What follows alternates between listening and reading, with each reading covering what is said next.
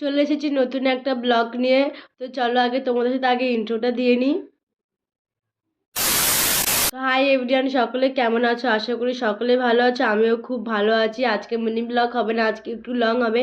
এদিকে দেখো আমি 5টার বারোতে সাজতে বসেছি, দিদি আমাকে সুন্দর করে রেডি করে দেবে আজকে।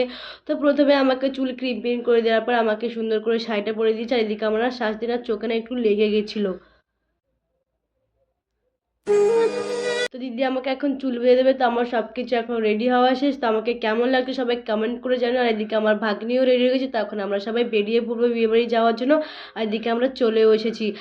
বিয়েটা হলো রুমাদির আর প্রশান্তদার। তো এখানে আমরা ঢুকে গেছি, খুব সুন্দরভাবে ডেকোরেশন করেছে। তো এখন আমরা ভেতরের দিকে যাব। আর এসে দেখি এখানে ভিলাটাও খুব সুন্দর সাজছে। আর এখানে সবাই লোকজন খাওয়া দাওয়া শুরু করে দিয়েছে। আজ হলো এই দিদির বিয়ে, তো কত খুশি দেখো। এদিকে দেখো ওই শো একটা দেখো। তো দেখতেই না দেখতে দিদি এখানে খাওয়া শুরু করে দিয়েছে, এখানে আমিও খেতে শুরু করে দিয়েছি। তো ভেতরে গিয়ে দেখি রুমাদি একটু ব্যস্ত আছে, ফটোশ্যুট চলছে। দিদির কাছকে খুব সুন্দর লাগছে। তো এই দুটো আইসক্রিম নিয়ে যাচ্ছিলো।